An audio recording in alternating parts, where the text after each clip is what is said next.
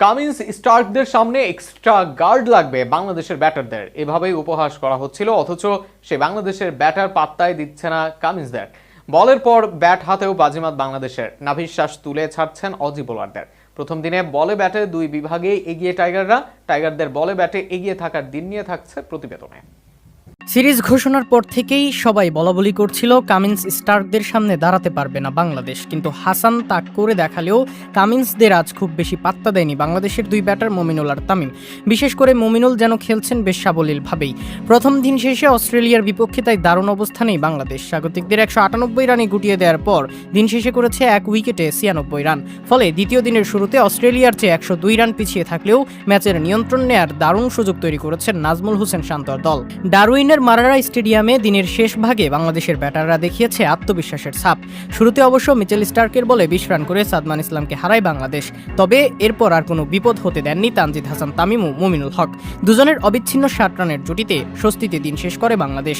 67 বলে 32 রানে অপরাজিত তামিম আর মুমিনুল 49 বলে 35 রানে অপরাজিত থেকে মাঠ ছাড়েন। এর আগে টস জিতে ব্যাটিংয়ের সিদ্ধান্ত নেয় অস্ট্রেলিয়াকে শুরু থেকেই চাপে রাখে বাংলাদেশের পেস আক্রমণ। দিনের নায়ক ছিলেন হাসান মাহমুদ। দুর্দান্ত বোলিংয়ে ক্যারিয়ার সেরা 6 উইকেট শিকার করেন এই পেসার। 55 রান খরচ করে পাওয়া এই 6 উইকেট অস্ট্রেলিয়ার বিপক্ষে কোনো বাংলাদেশি বোলারের সেরা বোলিংয়ের নজির। শুরুতে জ্যাক ওয়েদার্ল্ড ও ট্রাভিস হেডকে ফিরিয়ে অস্ট্রেলিয়ার উদ্বোধনী জুটি ভাঙেন হাসান।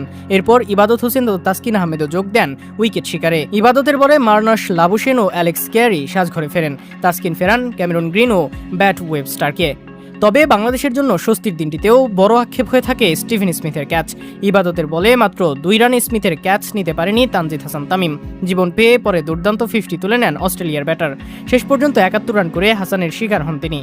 শেষ দিকে প্যাট কামিন্স, মিচেল স্টার্ক ও নাথান লায়নকে ফিরিয়ে অস্ট্রেলিয়াকে 200 রাগেই থামিয়ে দেন হাসান মাহমুদ। তার সঙ্গে তাসকিন ও ইবাদত নেন 2টি করে উইকেট। বাংলাদেশের পেসাররা মিলেই অস্ট্রেলিয়ার 10 উইকেট তুলে নেয়ার টেস্টে এটি বাংলাদেশের জন্য মাত্র দ্বিতীয় এমন কীর্তি। সব মিলিয়ে প্রথম দিনটি বাংলাদেশের জন্য হয়ে থাকলো স্মরণীয়। ব্যাট হাতে ভালো শুরু এবং বল হাতে হাসানের নেতৃত্বে দাপট 2 মিলিয়ে অস্ট্রেলিয়ার মাটিতে বড় কিছু স্বপ্ন দেখছে বাংলাদেশ।